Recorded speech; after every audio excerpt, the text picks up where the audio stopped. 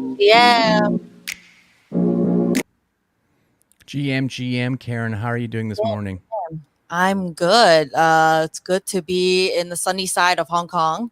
Yeah, it's a sunny day Yep. in Hong Kong. Everybody's around the world all the time, so it's good to be back together again on another episode of the GM Show. My name is Casey. It's good to be here again.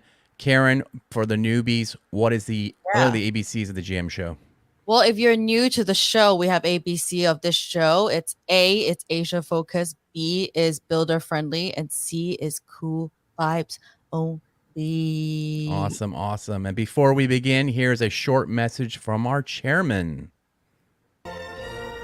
What is discussed on the GM show is not investment advice. We may or may not have ownership interests in the projects we are talking about, but this is not investment advice in any way, shape or form. And this is not Sir David Attenborough. Thank you, Chairman. That's right, the chairman. Hey, we're going to do things a little differently this morning. We're going to get right into our special guest. So let's bring up the meme master himself, Ray Chan. Ray, come on up. Boom. Ray, you're on mute. Is he? Oh, yeah. Yeah. Yeah, GM. GM. GM. How's everything going over there, Ray? Good. Yeah, good to be back home, and then so finally they can do some. I wouldn't say real work, right? But at least to do more work. Yeah. All right. Everyone is super excited about the Meme Land Town Hall this week and the launch of Meme Coined in October, which we're going to chat about a little bit later at the end of the show. But first, today we're going to talk about socialfi. Karen, for the people in the audience who might not know, what exactly is socialfi? Yeah, socialfi represents the intersection between social media and finance and allowing individuals to convert their social networks into financial value. So social tokens are used to reward user social interactions and participation. So that's in a nutshell What it's all about, right? So Yeah. our guest today on this episode is the legendary NFTStats, also known as Punk9059, also known to the three of us as just Sam, the host of Proof's daily NFT countdown and the director of research at Proof, and also former Hong Kong resident and tracker of all things NFT. Let's welcome to the stage, Sam.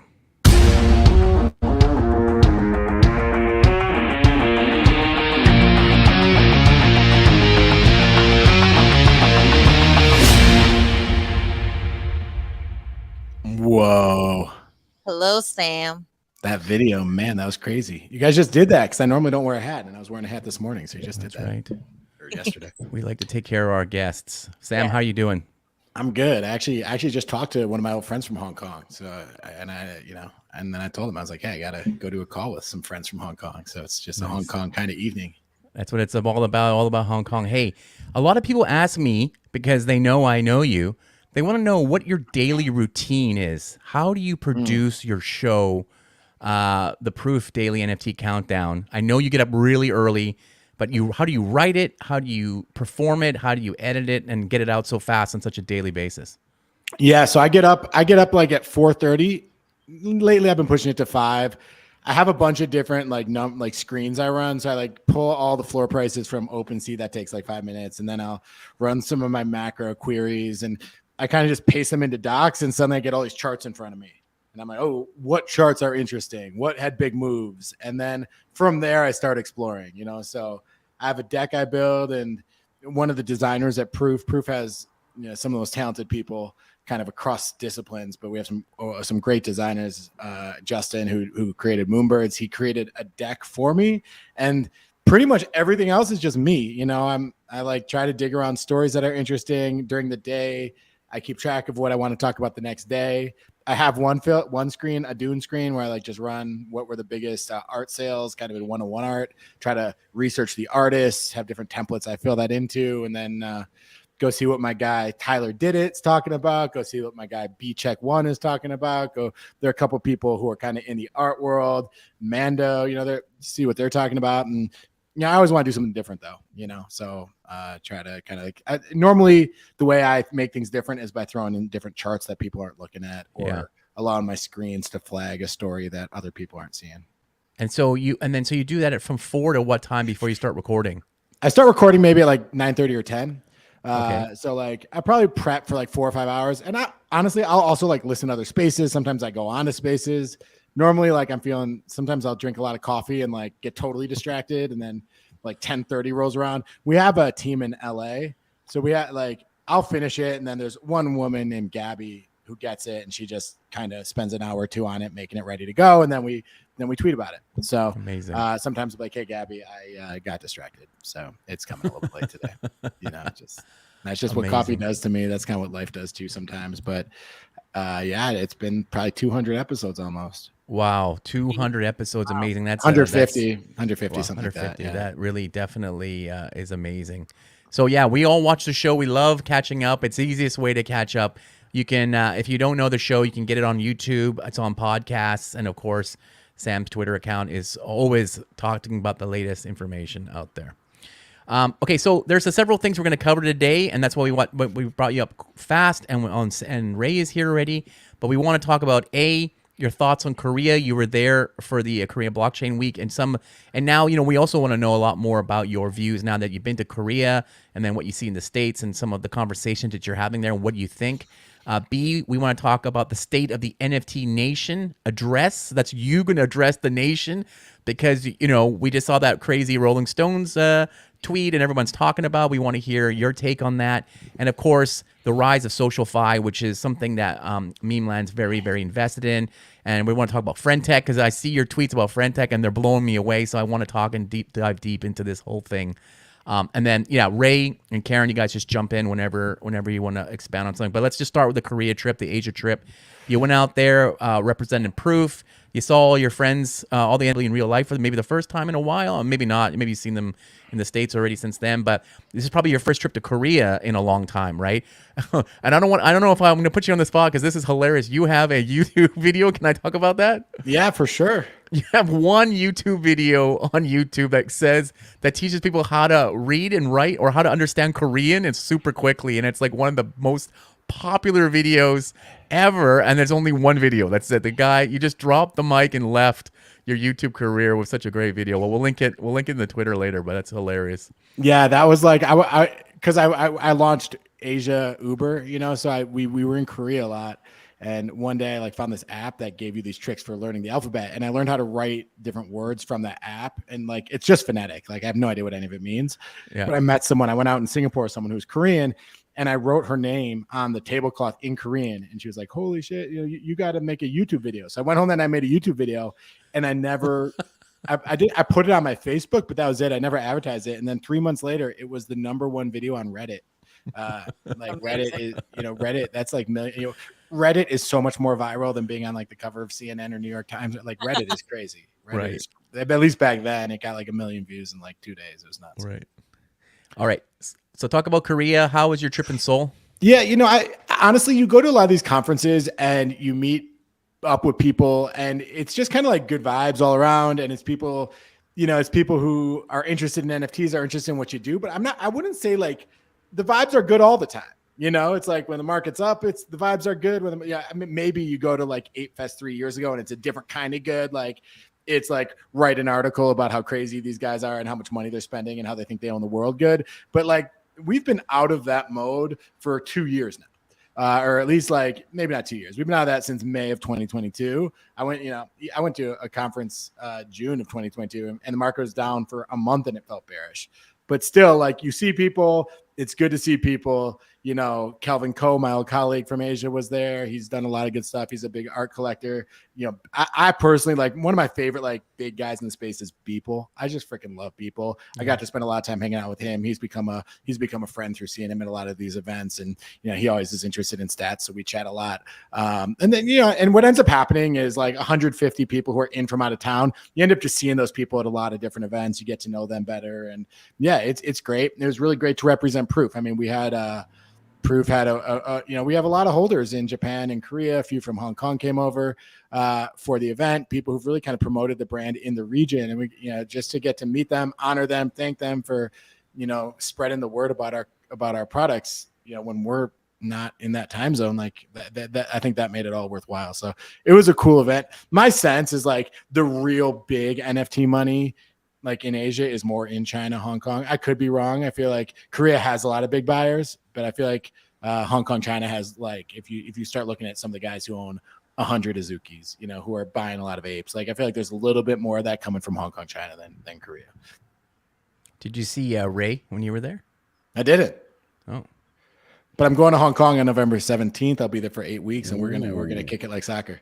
nice. So that'll be dope. Yeah. So, last week we had Matt Medved on from NFT Now. His co-founder is moving to Seoul. I guess he loved it so much. They see a lot of opportunities there, maybe what they're doing specifically. What do you think about that? I mean, we were in Singapore a couple of weeks ago. You didn't come to Singapore, but you went home. But what are you seeing in Seoul in terms of like, Korea? Like what you just said really resonates with me on where the money is. But what do you think of the creative and the culture side of it? Because that was the big play, was that the K-pop, K-drama, K-food, K-everything is so global now that it could be the next place where it pops.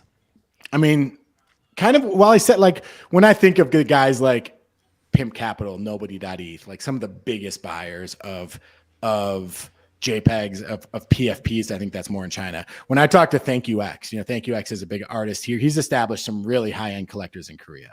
You look at guys like DK Motion. I mean, DK had a full event in Korea where he took over an entire 3 to 4 story building, not building, but like he had like a 3-story exhibit just for DK Motion, who's a Korean American artist, and kind of the, and then you think of Korea going, I remember 2017, like the kimchi premium. I had friends who would like fly to Korea just like at arb the kimchi premium because, Bitcoin was trading at a premium there because there's so much more interest in crypto than kind of like the average place. So there are definitely a lot of trends going there. I guess I was thinking more like the whales I see buying just like crazy amounts of PFPs tend to be more Hong Kong, China, but it was interesting from ThankYouX, and he's a good friend of mine, and he was just like, Korea is kind of where I'm trying to like lay my roots because at the high end collector base and, Matt Medved, what those guys do, they kind of tread all worlds, but maybe they're seeing some of that as well.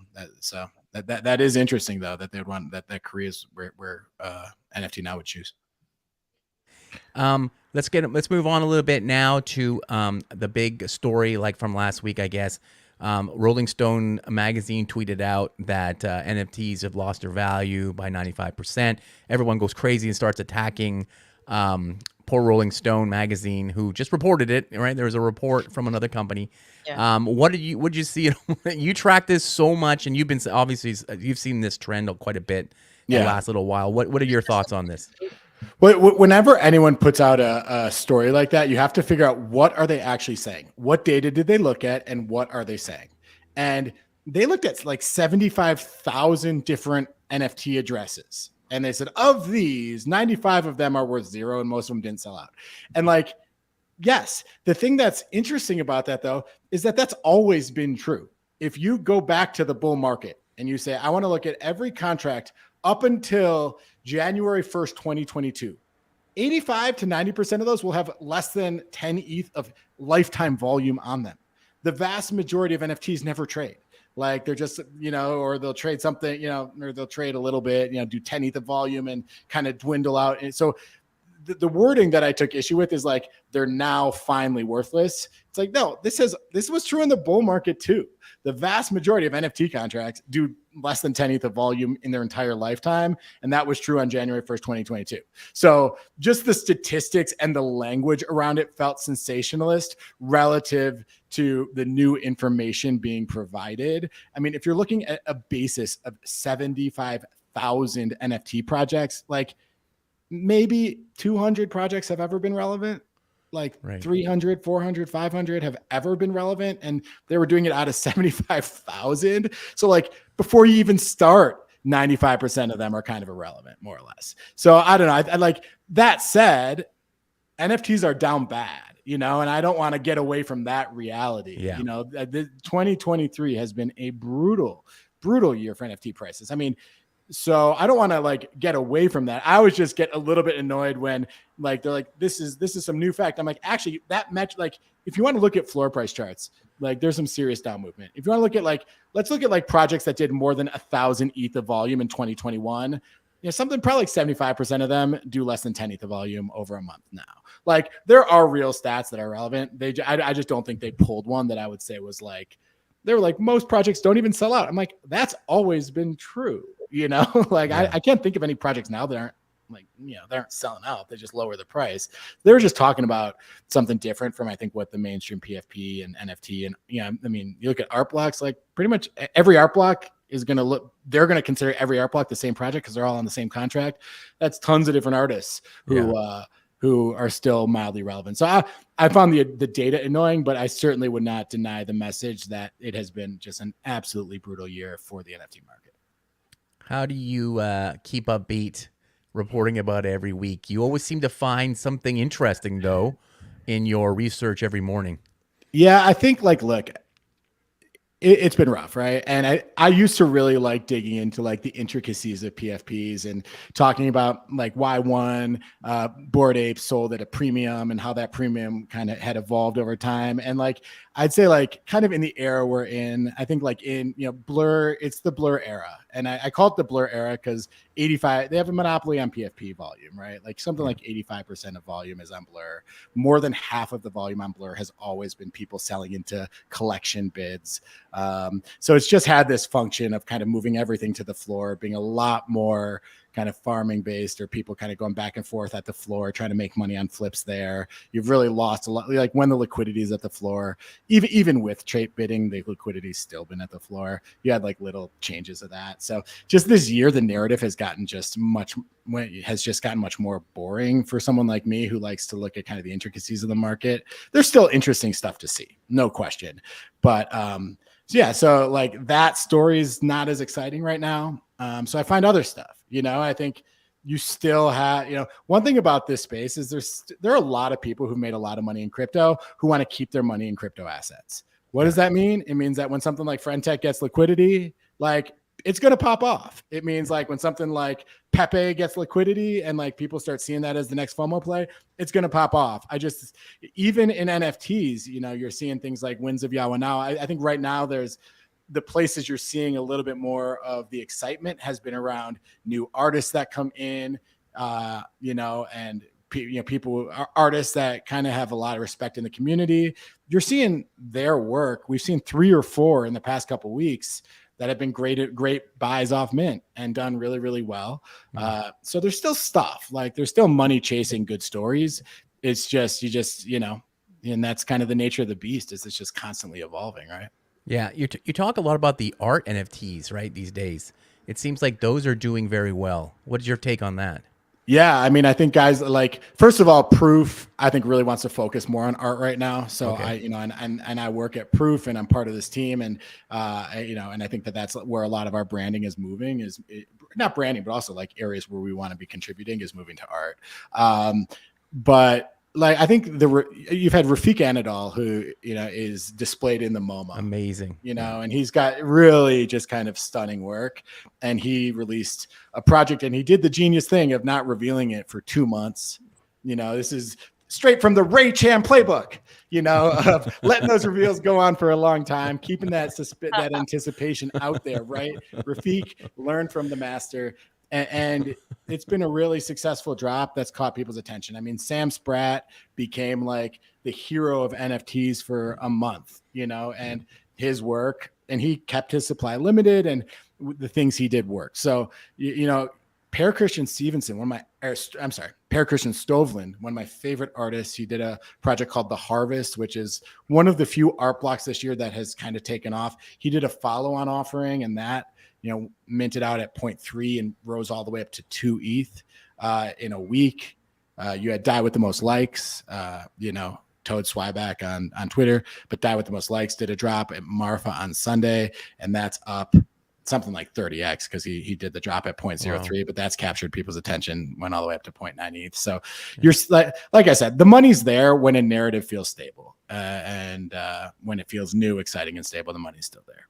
And so these obviously are different people than the PFP collectors, right? Do you think they're art people, or are they still just people in crypto that really like this part of the culture? I think there's overlap. I think there's I think in the world of people who really like NFTs, who really like PFPs, there are a lot of people who like being here, like kind of the NFT market, and we'll buy punks, we'll buy captains, we'll buy whatever, but then also like art. Like there's definitely a fair bit of people, you know, I mean, Proof is Moonbird holders, but a lot of them really like art, you know, so I think there is some overlap, but then there is also like, there's also a contingent that has been here, you know, since early 2021, 2020, that's more into the art scene. I'd say most of these people are still crypto first and art second, but they've been here for a few years. They care more about art. They were probably a little bit less into like the Bored Apes, and they've just kind of been around, you know, and there's a fair bit of money there. And yeah, I think you've seen, you know, projects like, everything's been weak, but projects like Chromie Squiggles, Fidenzas, some of the older stuff has held up a little bit better in the art space, I'd say, than in, you know, the PFP space. I think not being on Blur helps, but I also think just the collector base is a little bit more, is a little bit more longer term oriented. Oh, interesting. Okay. You mentioned before, and this is kind of the thrust of the rest of the talk, about friend tech, right? So the socialfi thing, I mean, I got on socialfi, and I think Karen's on socialfi. Friend tech. And, but I was shocked when I saw your tweet that there was more volume on friend tech than in the entire NFT market. I'm bringing back Ray on here to have a conversation with you about that. But what are you seeing in that specific? Is this just for fun right now that people are testing it out, or do you think that this is something that you'll see long-term usage, not just because of liquidity and things like that? I mean, it's not just for fun; it's for money. Let's be honest. It's never for fun. Right? It's never. I mean, fun is what people say they're there for when they're making money, you know, and then when they stop making money, then the fun kind of disappears, right? But look, I always say like every good like liquidity kind of obsession needs a good story as well, and I think that this kind of has both. I think there is something interesting there where you kind of have a flywheel where the people who have friend tech rooms really care about their rooms a lot because they're making so much money. You know, you have people who are making 10, 15, 20 ETH off of fees, right? Von Mises is kind of an old school Chromie Squiggle guy, old school punk, old school Artblocks guy. He went on for the first time today, created his account. He made 2 ETH in 3 hours. It just in fees, right? Yeah. So then the question to like, so once you start making that money, you're like, holy shit, I'm like a person with provenance. I have like, Von Mises is he created some of the squiggle traits. Like, yeah, I want to go talk to him, you know? So then people start going in and he's like, holy shit, I'm going to give these guys my attention because I'm getting so much money. And it becomes this really nice flywheel where then people are like, wow, like it's not just about the money. I actually got some great things from Von Mises, and he told me all these things he didn't know. And I haven't been in that room or anything like that. But I think that's what ends up happening is like everyone's kind of surprised by how much money they're making. And then therefore they start devoting their energy to it. VCs start saying, hey, I'm going to take, 5 people in my friend tech out to dinner. You make 5 ETH in a week. Like, yeah, let's go out to dinner, But at the core though, like who is giving that money in the first place? It is people who are excited about this airdrop. It is ultimately like the liquidity is there that is setting off this flywheel, because in order to earn airdrop points, you have to just have ETH on the platform. Yeah. And by on the platform, it's invested in people's keys. So if people see someone new, they're going to put a lot of money in there. And because they're like, this could, also, like if I'm not on friend tech, but if I go on, like, yeah, who knows? Maybe my keys will go up. So people will be like, oh, it's only 0.1 ETH.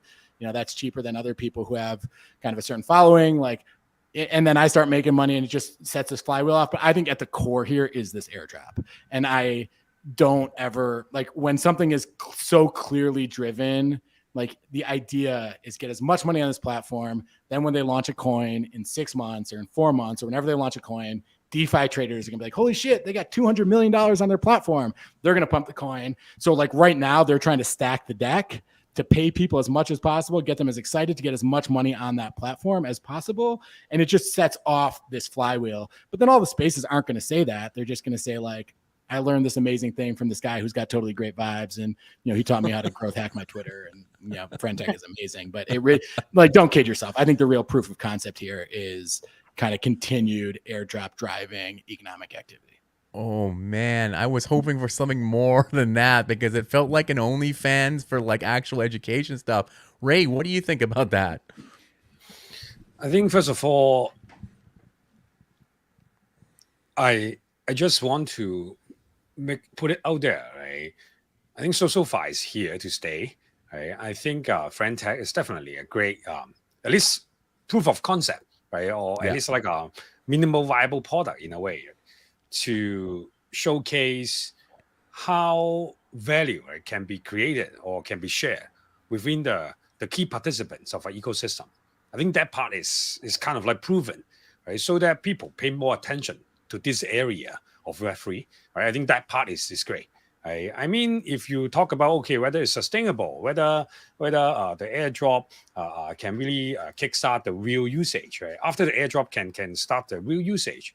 I think if we look at something like Blur, right, I think definitely it will be going on for some time because they share like similar investors, right? I think the playbook is very, very similar. And I think those are the things that is, at least in the short term and in the short run, I think definitely they will continue to make headlines, right, in the Web3 space. I think my question is always about how can we focus more on the social part, less on the fi part, right? I think fi part is definitely interesting, right? But somehow the real use case is always about the social part, right? Because if we look back on history, GameFi, if we only focus on the fi, then the game sucks, then GameFi doesn't really work, right? So after that last cycle, right now when we talk to like more game developers, they actually focus more on the game, less on the fi. Right? So I feel like it's like the same thing, but it's like different topics, but on different cycle. Right? So I think that is my general view. But because we've been in social media, in social networking, right, for like 15 years, so we pay more attention to the space, and we have our own thoughts when we build our own product. Yeah.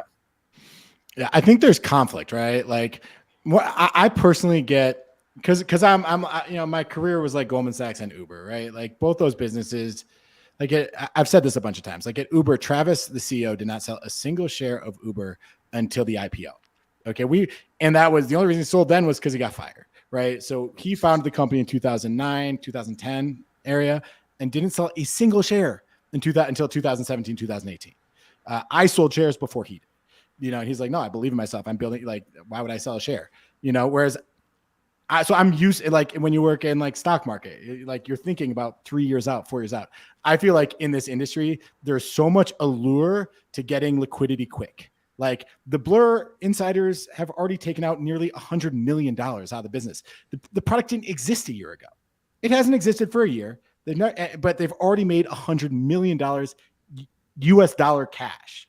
Right? If you look at the amount that they've transferred to themselves of Blur token and the price that they did that at. So I think what you're seeing with Friendtech is like this goal of like hypercharging the numbers so you get a liquidity event in 6 months. And that's fine. That's just what the space does. But what you're going to get is a boom bust cycle.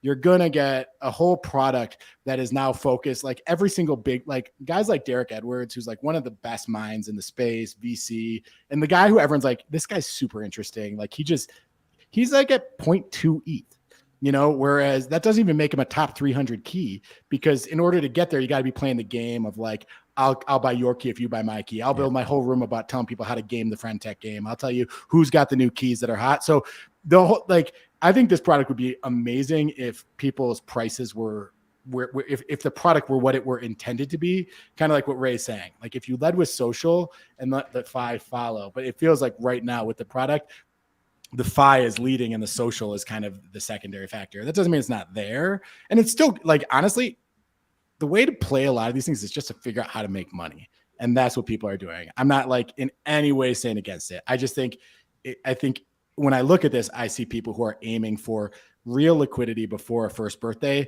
as opposed to building out because I think you'd be making different decisions if you were a Travis Kalanick saying, I can't sell a single share for 5 years. These guys are thinking, how do I sell in 5 months? And I like just my kind of like personal bias, because I'm not as crypto native as people who are like, yeah, this is why the fuck you here if you don't want money? I think like that's the attitude people have here.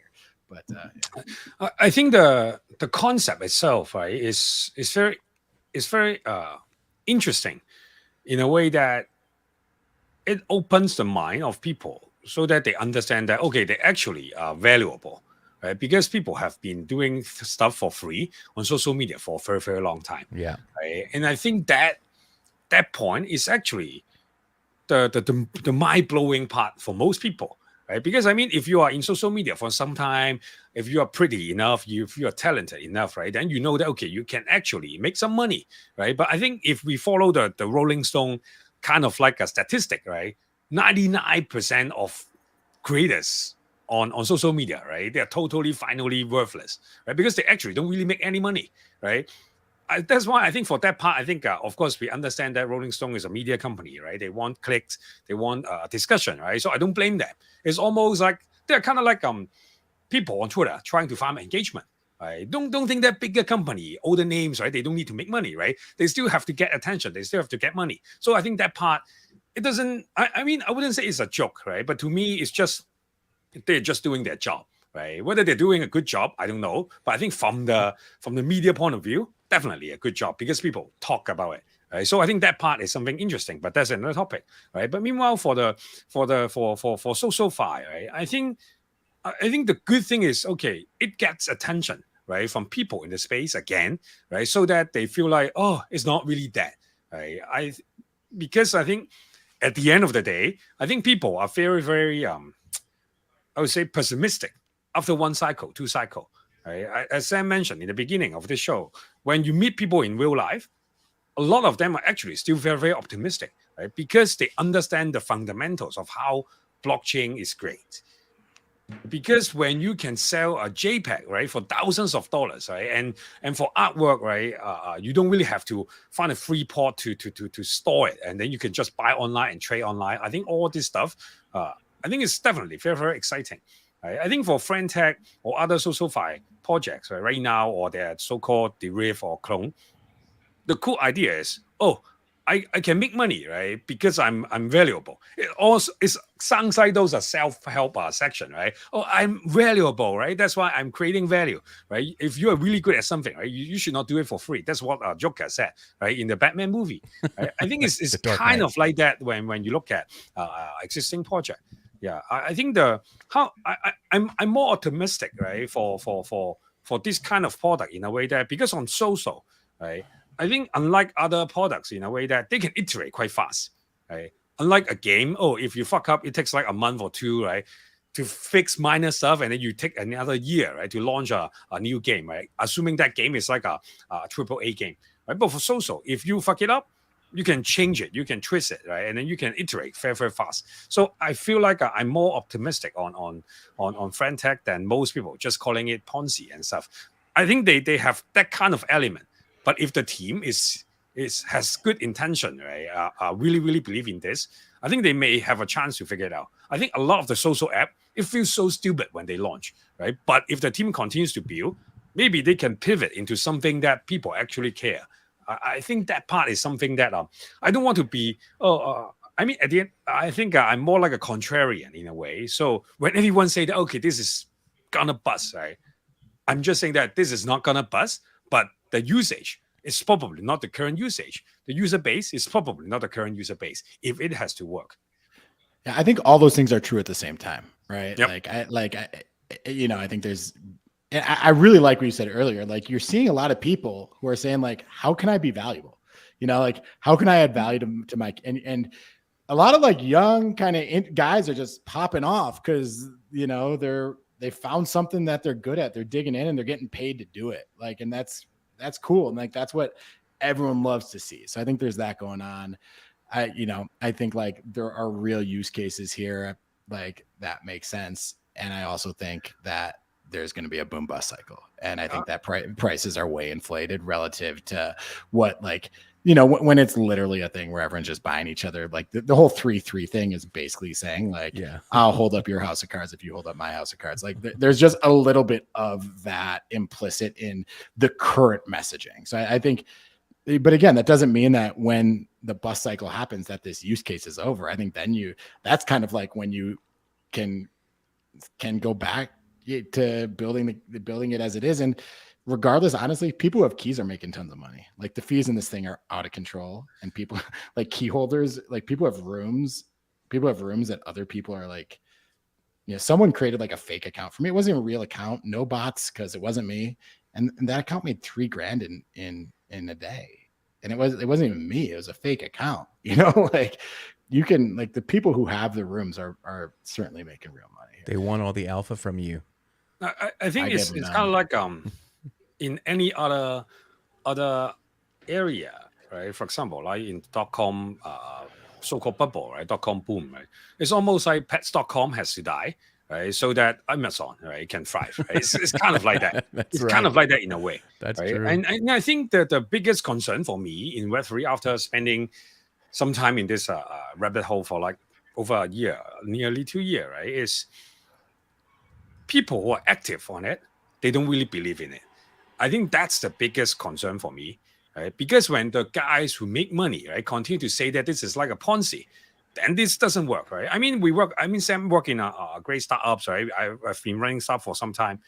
You need some people who really, really believe in it so that they can push through all the ups and downs, right? I mean, when it's up, it's easy, right? How can you navigate the value of that, right? I think that part is the key part. I mean, the team alone is not enough, because in the Web2 world, the team is the one that's like get all their like money involved, right? Investors are putting money involved, right?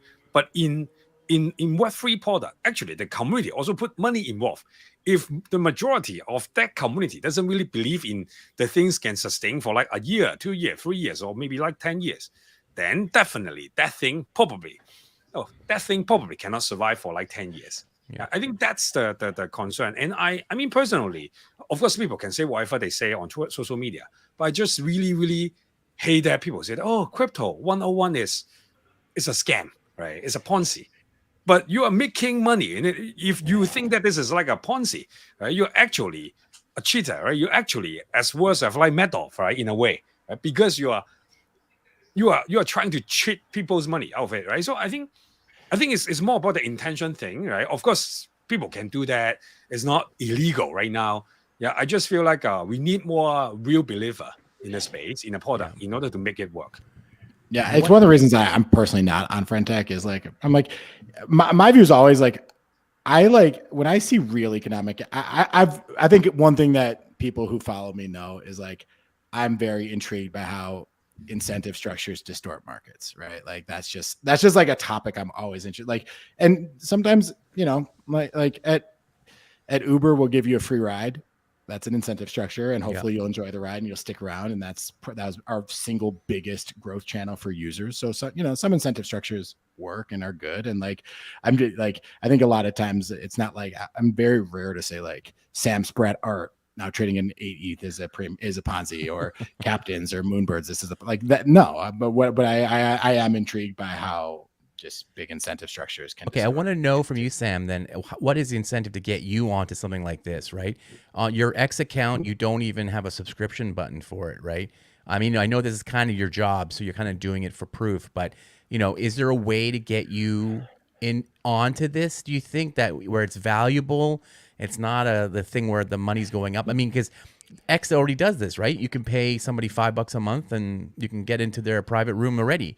But the price doesn't go up and down, right? That's the only difference. I think for me, I think you hit it on the head, right? Like two things. One, I work for Proof, right? So I don't think I serve the Moonbird community as well as I should. I don't serve the Proof Pass holder as well as I should. So how am I going to go and make a bunch of money off a bunch of other people when I'm not like, that's just my personal standard, right? Yeah. So that's for me a big thing. That's why I don't have a subscribe. It's like it's one of the reasons that Proof pays me a salary, right? And I like to honor that. But yeah, no, I think those are all great. If I weren't getting a salary, like if I were just like a guy like Thread Guy or some of these guys who are out there just like literally being influencers for a living, and or like, yeah, I would definitely. The other thing about Friend Tech though is like I see how much shit founders get when they make a lot of money, price goes up, and then price goes down. And I think like every single room holder is going to have to deal with that at some point. Like people are going to buy their keys and then those keys are going to go down. And like, for me, I'm just like, I'm not in a financial position right now where I want to like do that in exchange for making a little bit of ETH right now. Although but there's a piece of me that would enjoy it. So I'm really not that critical. I've seen a couple people who are like, I made some money on this, but I kind of want it to go away. And I'm like, okay, people know how to reach me. I'll respond to most DMs. So that's just kind of where I'm at right now. But if I didn't have a full-time job and didn't have a salary and people who I'm already trying to serve, like, yeah, I'd probably be on there. Yeah, and I think it's also related to who are on the platform, right? And who you want to be on the platform. When you zoom out and then think about the same model, right? For the biggest influencer, for the biggest creators, and if they really care about the creation or their main job, right? They actually don't really have that much time to share the so-called alpha, right? In any kinds of this room. It's more like, okay, this is fun for VC to do that, because honestly, most VC, they crave for attention, right? Because until they really make a deal and that deal becomes like Uber, right? Otherwise, no one gives a fuck about VC. Outside the startup circle, right? VC doesn't mean shit, right? And I think money, right, and also fame, they actually don't go. People don't really have it all the time. That's why some people, they have a lot of money, right? They still want to become like an NFT whale, because they want to create the fame so that they finally get some attention, right? I think I met Pim Capital, right? I mean, Free Lunch Capital, right? In Singapore. I mean, he shared with me similar thoughts in a way. I asked him, hey, why you are buying a lot of this kind of good stuff, right? I mean, on one hand, it's fun for him. On the other hand, is he wants to build something. Well, I mean, having money is one thing. Building up their fame, building up a product, right, is another thing.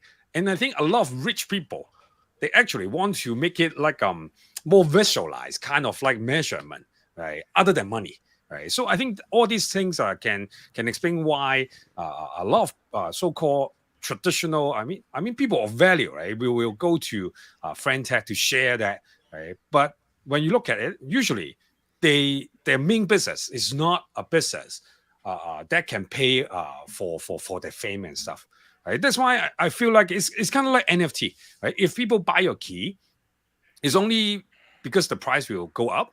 It's because they want so-called alpha or utility, right? Then when that things go away, your price will go down. It's almost like love, right? If I say, okay, I love Karen because she is pretty, right? Then when Karens get older, then I don't love her anymore. Right? It's almost like, that's why I'm a smart guy, right? When my wife asks me what I like, right? I love everything of you, right? I think I love you because I love you, not because I love certain aspect of you. I think somehow NFT and also maybe friend tech, right? It's kind of like that. So the best product on so-called socialfi is actually not about the social networking part, because I mean, Facebook, Instagram, TikTok, or Telegram, or whatever tools that you're using, basically you build all the social connection already, right? I think it's more about how can we help creators, right, to get back the power. And I think that part is something that we want to focus on. And I'm interested to see how friend tech plays out. Yes, Sam. Sick, dude. No, that's true for sure. I actually got to hop, guys, because what you're saying resonates, and I think, yeah, it's one of the things about this space. Everyone's here for different reasons, and the guys who want to make money on quick flips can make money off the guys who are kind of thinking big long term and just want to sell something and buy something later, and are here to like care about flexing above all, and are willing to pay a little bit more for, like Pimp Capital. He'll buy, when he's buying those grails, he's not saying I'll buy it for 130, but I won't buy it for 120, and it's kind of like that mixture of different players that create opportunity in this space for people with different goals. So, yeah, guys, always so good to chat with you guys. Ray, let's catch up soon, man. I'm gonna send you a DM because I'd love to catch up because I'm gonna be in Hong Kong. Casey, you're my homie. Karen, great to meet you guys. I know you guys got a lot of holders who want to hear the alpha on Captain, so I'll step aside. But thank you guys so much for having me. I always love talking to you guys. Yeah, thank you, Sam. Thanks, Sam. Okay. Right. Ray, keep this. It's still an interesting conversation. I think a lot of the holders want to keep talking a little bit about it, right? Or a lot of the listeners want to listen to more about it. But what are your views on this going forward now? Now that you've kind of seen friend tech, is that, like you said, like an MVP product on this? I mean, I still think it's amazing they got this thing on an iPhone and it works without having to be an app going through Apple. I think that's amazing that they've been able to get all this money out of the people to do this off of a web app. But what do you see? What do you see? What do you learn when you look at friend tech now? I think I'm thinking, how can I put it in a way that doesn't sound like jealousy or conflict of interest, right? Because Frantech is a fellow company, right? Building on Yeah. socialfi, right? So I feel like if I kind of like badmouth them or share my totally honest view, it sounds very conflicting, right? That's why for me, I try to avoid, right, making money on Frantech in a way, right? So that when we launch something, maybe it's similar, maybe it's not similar, right? Then there is, just to avoid any, I would say, controversy, right? Because I think one thing that Web3 doesn't lack is drama, right? So that's something that I'm very, very cautious about, right?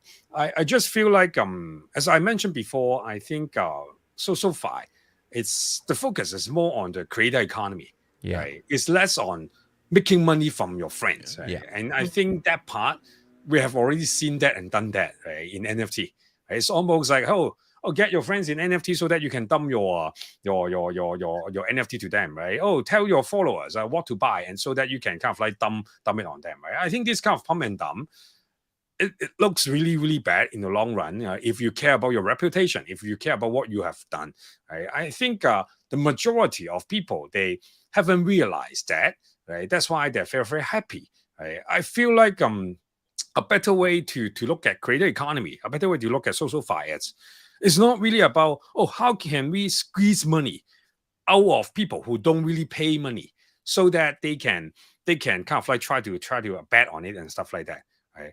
I feel like a better direction would be, how can we fight so-called against the mainstream platform who controls all the power, so that people who are already in this ecosystem, they actually get back the power, they actually get back the resources.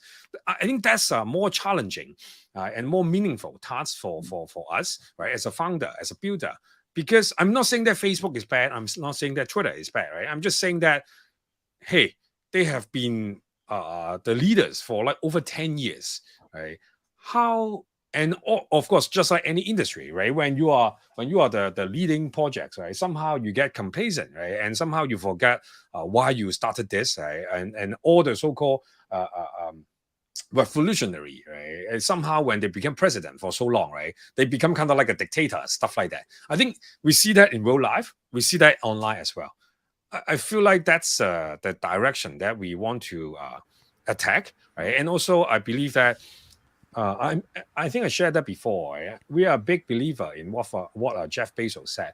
Right? Focus on the things that don't change, right? And what are things that don't change? I think the money part will continue to change, right? But I think the fun part, I think it will never change. I think for SocialFi, it's more about how can we have fun, FUN, right? But also how can we have fun, right? FUND, right? So that combining these two together can be the powerful part.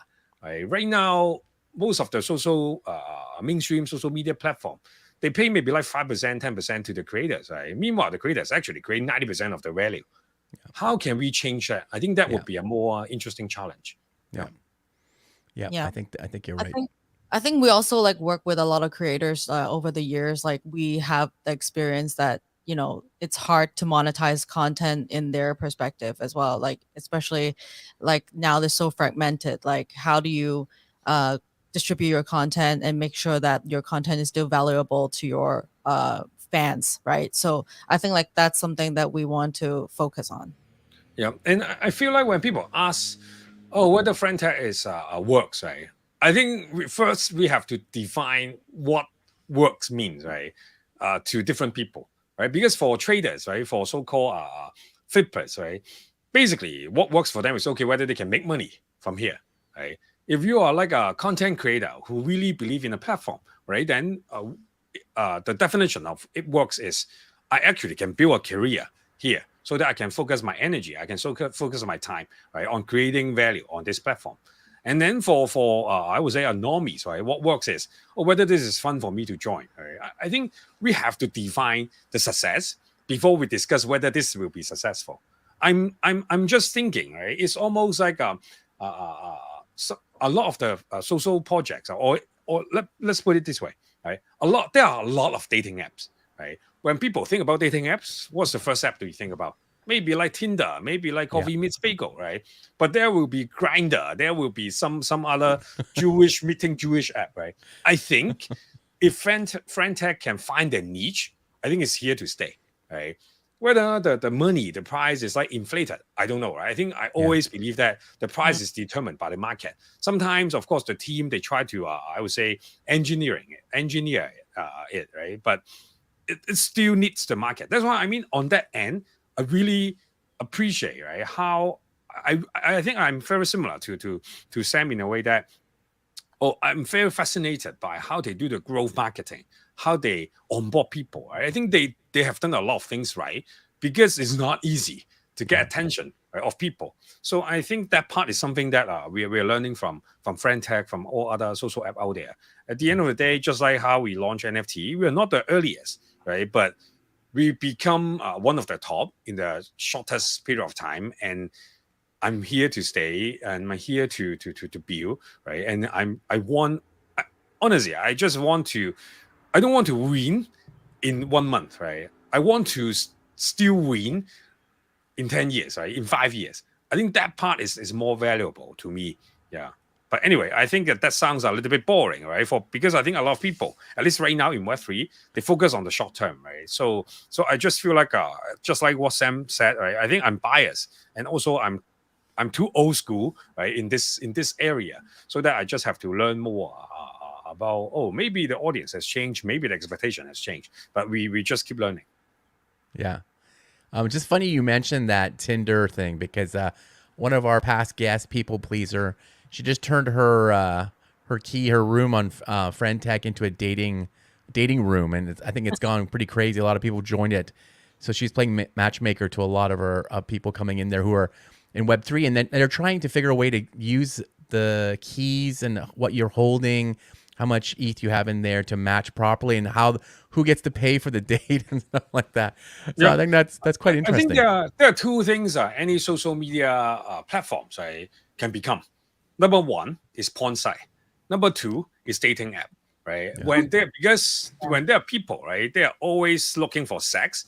Dating and porn is like sex, right? In different aspect, right? So I think that part is almost like the core value of social, right? So I think I mean my question is whether Emily, right, will continue to do it, right? If yes, right, then where's Bruce Lee movie and animation? And I know, like that, we're right? all holding our NFT. So I think that part is something that we have to ask ourselves. It's fun, right? And how long? But I think the question is how long, right? If you really want to hold on to it for a long time, right? I think that part is the question, right? But to be honest, right, having fun, I think that part is also important. Right? I mean, people all say that okay, TikTok was stupid, right? But TikTok is one of the biggest social app right now, right? So I think in order to pretend to be smart, right? One saying that when people ask me is, oh, I think it's too early to say. Right? I think that part is always true. And honestly, when people ask me for advice for product and stuff, right, it's always about it depends, right? And that's the real truth of life, right, on this kind of area, because no one really can predict the future, right? So I feel like when you look at all the top projects right now, most of the time it's not that idea is great. It's about the team can continue to push through, right, and then to continue to iterate. I think that part is why it's important to invest in people, right? And right now, when people buy keys, right, or friend tech and stuff, I think most of them, they don't think about investing in people. Right? I mean, they literally investing in people, right? But not the character, not the aspect that I'm talking about, but more on the money side. So I think it's too early to tell, and I think it's very exciting, right, to see more. I would say people started to build something on socialfi, on creator economy in Web3. Great vote of confidence, right, for us, because we have been talking about socialfi for over a year now, and I think this is like a good proof of concept, right? At least to me. Yeah, that's one of the things I liked hearing. At the town hall earlier this week, one of the holders asked you how we should be starting to look at building our content on GMGM. I was like, wow, this guy's really thinking ahead of all this kind of stuff, and I think I was thinking, wow, this is what it's all about, right? Getting the community, building stuff on the platform, taking control of their own content and the way they reach out to people.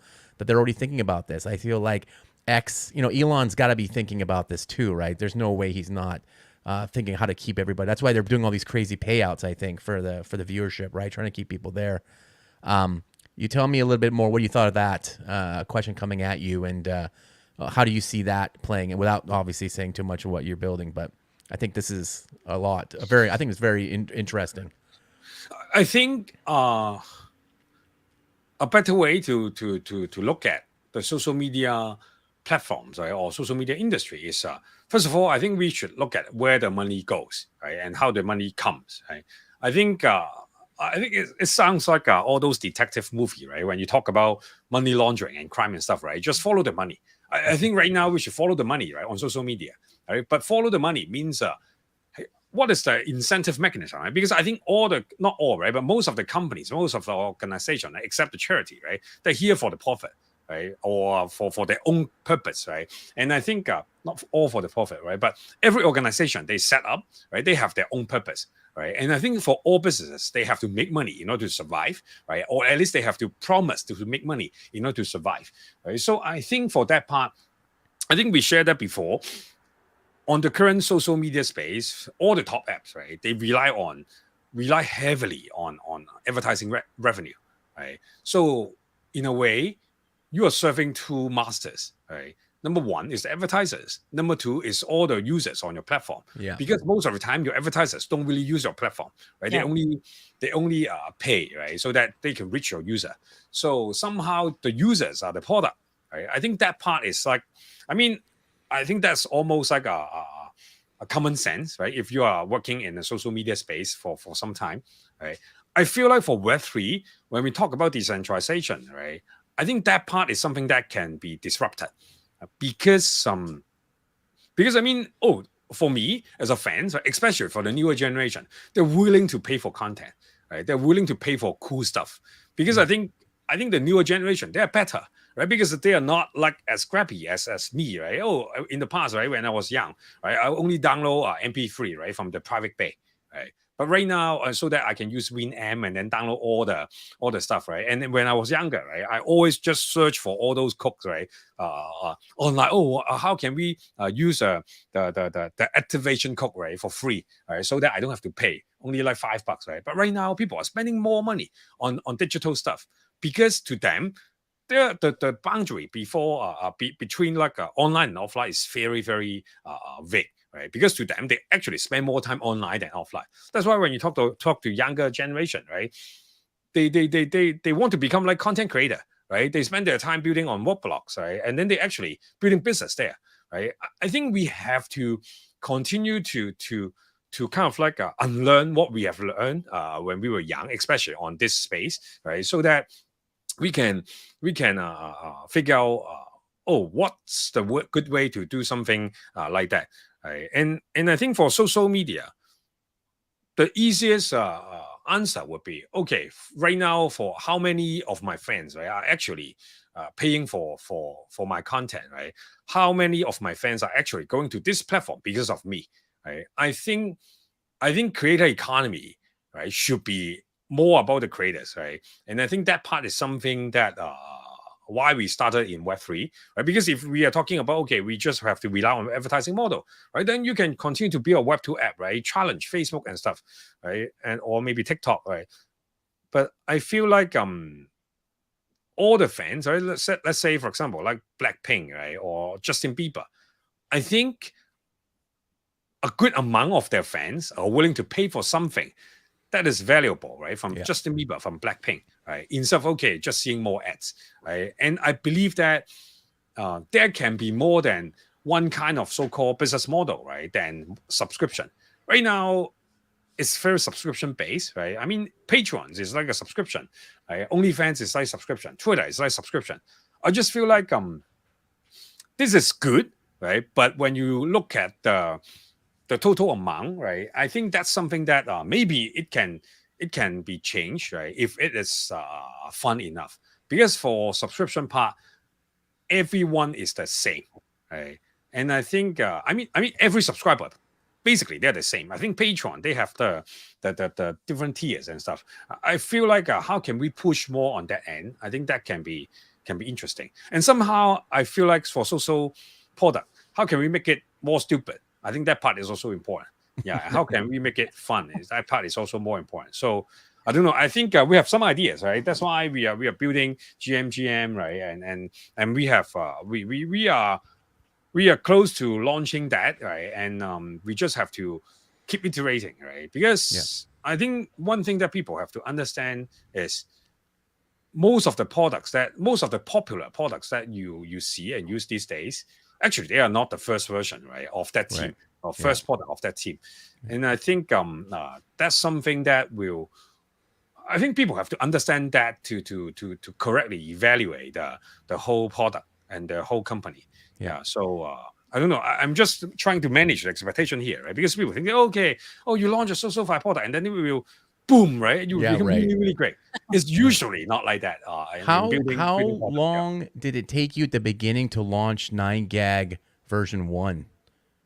No, I mean, launching 9gag is pretty straightforward, right? I think at the time when we didn't know how to build website and stuff, right? I think it takes us a month or two, right, to build a very simple version, right? And we continue to keep it very simple, right? Because 9gag is like a very stupid product anyway, right? It's to share funny pictures and videos, right? And share on social media, right? I think that part is also easier because money is not directly involved, right? But right now, in everything Web3, basically there's the money element, right? How can we figure it out so that the whole thing doesn't get boom and bust, right? Because I think one thing that we see a lot of great Web3 app, for example, like Axie Infinity, like Steppen, right? I think they had a good run, right? And I think that right now they have the resources to continue to iterate, but somehow the attention is kind of like lost, right? I mean, I know Jiho, I know a lot of guys, not a lot of guys, some guys, right, at Axie and also Steppen, right? I think they're doing something new, something great, something interesting,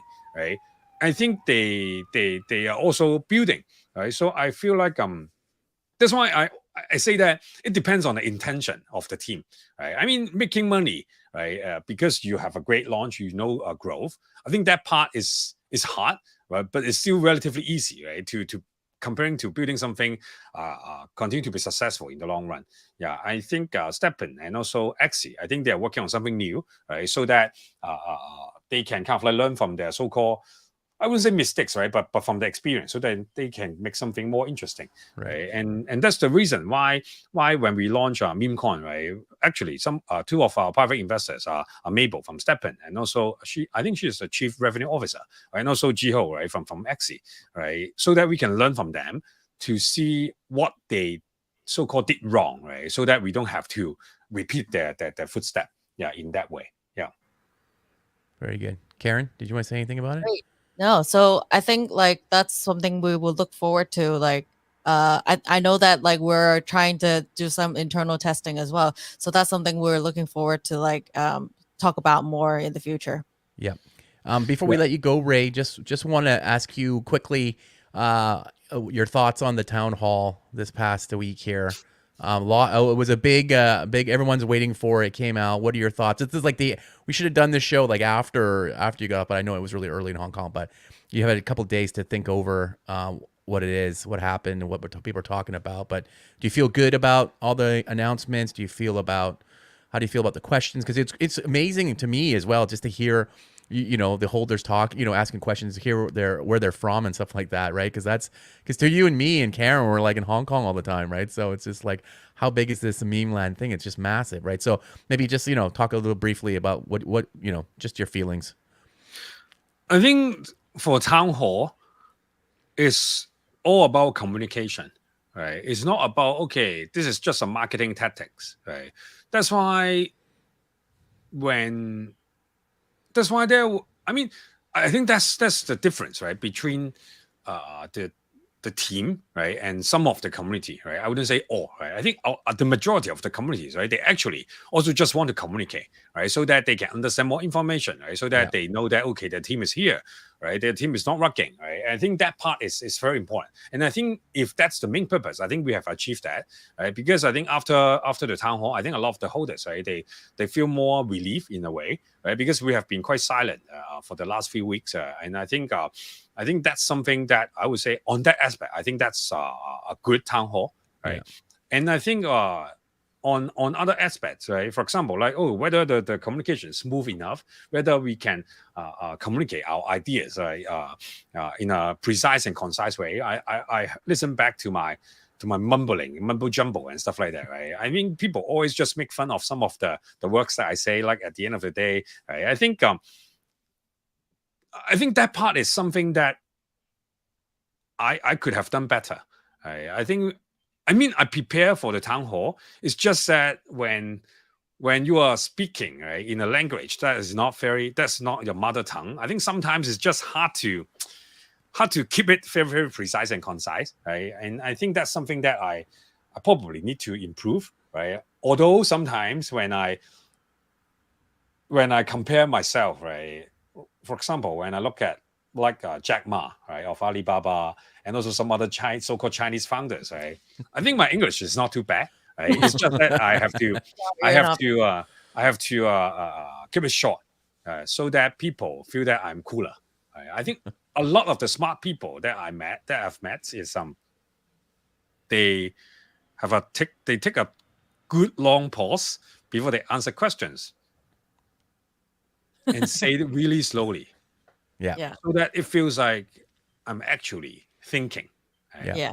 I think that's I have to work harder on the presentation. Okay. You get what I mean? Yeah.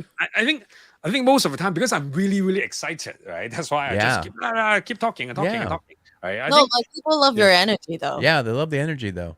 Yeah, but I think that's very exhausting to me, right? If you talk to my wife, right, and it's almost like every time I finish the town, I just feel like I have done the whole day's work and stuff. Yeah, because it's almost like it's only you only have like a cup of energy, right? And then it's almost like having 2 hours town hall, 3 hours town hall, right? Or just having any talk. It feels like you drains out all the energy, right? So I think that's something that I have to learn better, right? But I think. We were joking. I was joking with Cha, right?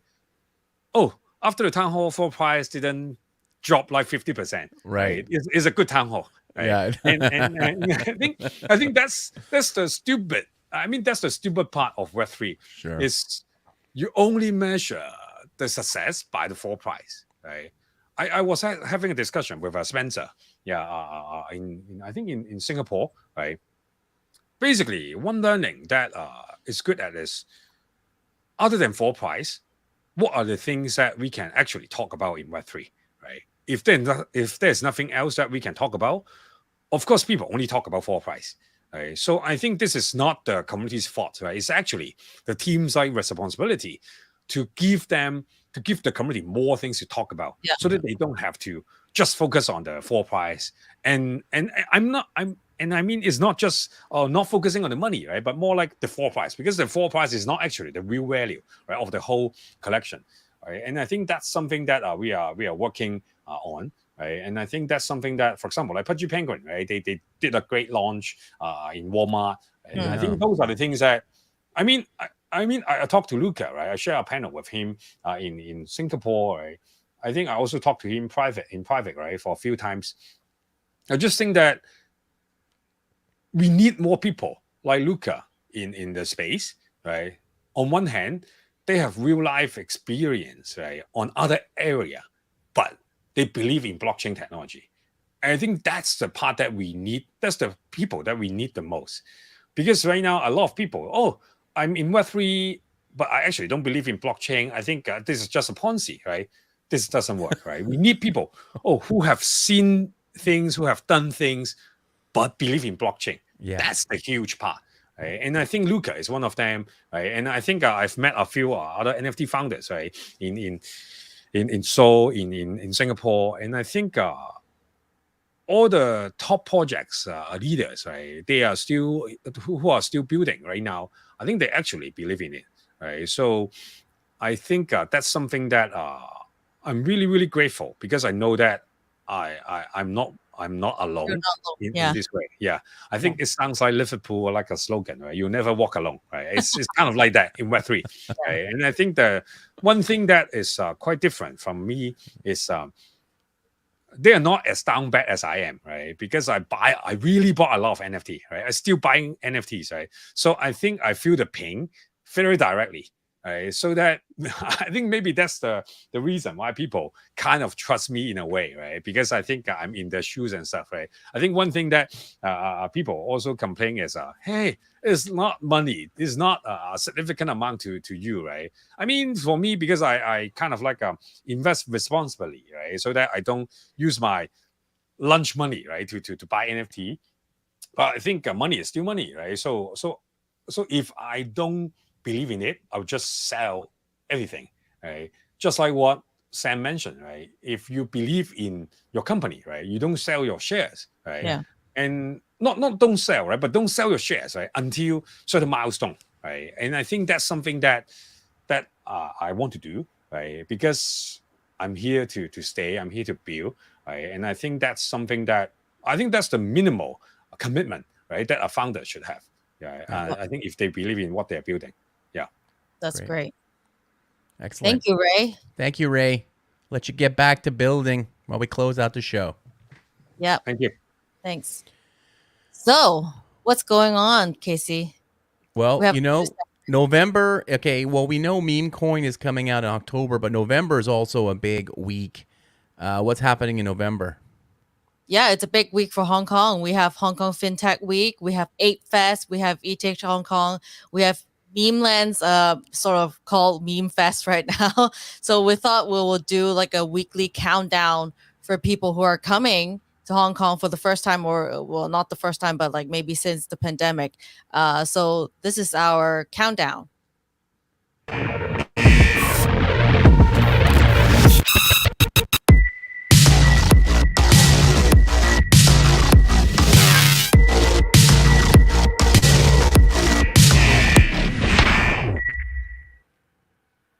Okay. So what we decided to do, as it's how many weeks now? It's like 4 weeks or 5 weeks till the first week of November. We thought we'd do a countdown every episode now till we get to it.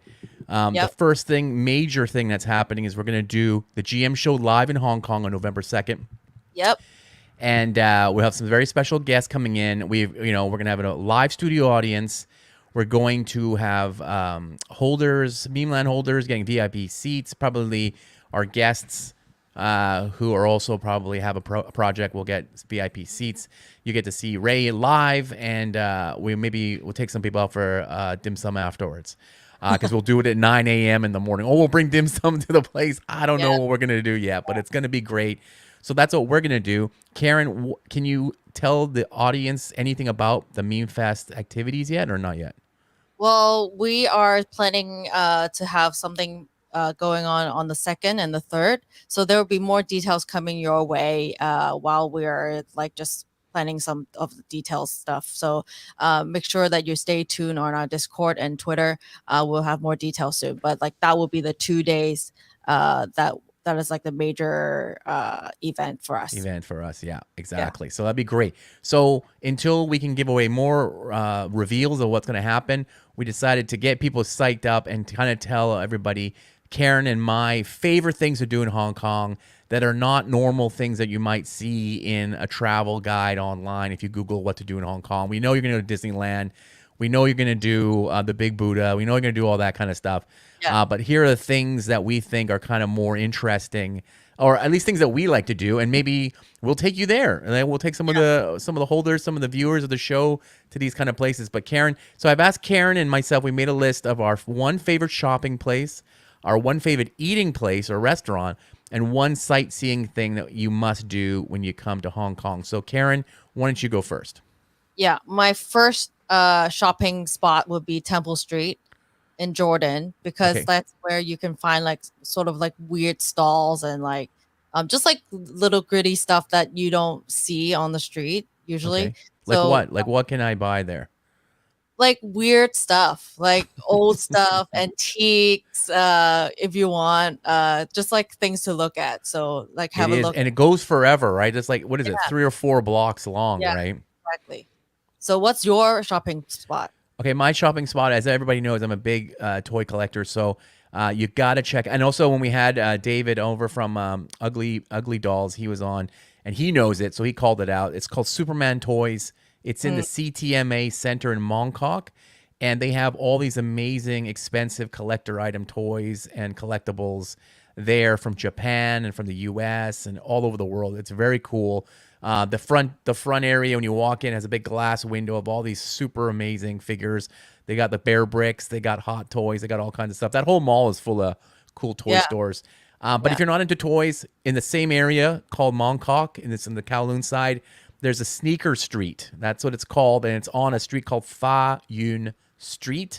Street. Fa Yun Guy, and then it's holy crap, that place is mental. I've gone to a lot of things in LA and I've never seen anything like this. This thing is a long street of just sneaker shops. Yeah. Every collectible sneaker is there, and so it's just like, a 5-minute walk from the toy shop. So whatever collectibles you're into, yeah, this is the place to be. So Mongkok is my like hotspot for whenever I Okay. bring people in from out of town. Okay, and my eating spot, number one, is clay pot rice in Sangpun, Kwan Ki. Okay. If you're a local, you know what I'm talking about. It's like clay pot rice is basically a very very hot clay pot, and then there's rice inside where it's like crispy in the bottom. Yeah. There's like different kinds of toppings you can choose, like putting on top. So that's definitely How my much thing. is how much does it cost to get one of those, do you think? It's around like maybe like $70-$80. So like Yeah. 10 US dollars for one. $10. Yeah. But it for takes one. some time to cook it, right? You order it, you still got to wait for them to cook it because they got to like It's like fresh fresh, right? made. It's so Yeah. funny you mentioned that. I saw that on TikTok today. I saw someone saying, if you go to Hong Kong, you need to try this clay pot rice place, And Kwan Ki. also like fall is coming, winter is Yeah. coming. Like Yeah. clay pot rice is the thing. What about yours? Okay, my favorite one. I don't know. All of our choices are in Kowloon for some reason. That's kind of interesting. But I have to say, one place I take all my friends when they come to town is to this place in Jordan. It's called the Australia Milk Company. That's the English name of the place. It is basically a Hong Kong style diner. And there is always a massive line in front of it because it's in every magazine of a place to eat. But the thing is, the main point is that you can probably get in 10, 15 minutes, no matter how long the line is, because they basically serve egg sandwiches, like these amazing Hong Kong style egg sandwiches. They serve the hot milk tea and then maybe some the other breakfast specials. But I think the egg sandwich combo is what you want to get. It's maybe $3 US, $4 US maximum. But as soon as you order it, it feels like it comes right away, and you got to eat it fast and get out because that's how fast it is. People like that place because like you get yelled at by Yeah. the They want to eat faster and get out. So I remember when my friend, we ordered 3 meals to see if they would lay off of us, but no, they like eat up and get out because there's a giant line out front. So it's quite funny to be there. But definitely, I know it seems weird to suggest eating an egg sandwich in Hong Kong, but it's just it's the whole vibe, man. It's the whole vibe that you got to go. Last time I went there with my friend, we were sitting at a table with 2 people from Canada, 2 Asian people from Canada, and they're like, this is our last stop. We had to eat here. So it's like one of those places that's just crazy to see. And it's just packed. Like it's packed with people just eating egg sandwiches, which I think is great. Okay, and then the final thing is, what is the one sightseeing thing that you think everybody should do if they come to Hong Kong? It's definitely Star Ferry. So Okay. you can get a Star Ferry across the Victoria Harbor, and you get to see like some amazing views. If it's like a good day, if it's like a good weather, nice breeze. So yeah, definitely try it And out. how much? The Star Ferry is like 25 cents US, something Yeah. super cheap, right? Is it still? I don't know. I haven't ridden in a long time, so I'm not sure. Is it still that cheap? Super cheap, super cheap. Okay, amazing. Okay, I'm going to post these. Oh, no, wait, I'm not finished. I have one more. So my sightseeing thing to do, and it's kind of a new thing that opened during the pandemic, so I haven't been back to Hong Kong since then. In Tsim Sha Tsui, there's a place called the M Plus Museum, amazing new modern art museum, opened in Hong Kong on Kowloon, right on the tip of this new area in Tsim Sha Tsui that overlooks the harbor. So you get like amazing view of Hong Kong side.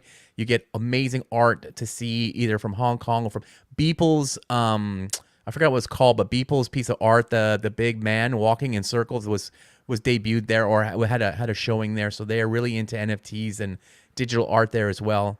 Yep. Highly recommended. I was so impressed by it when I first went to it. Highly recommended. Everybody check that out as well. All right. Cool.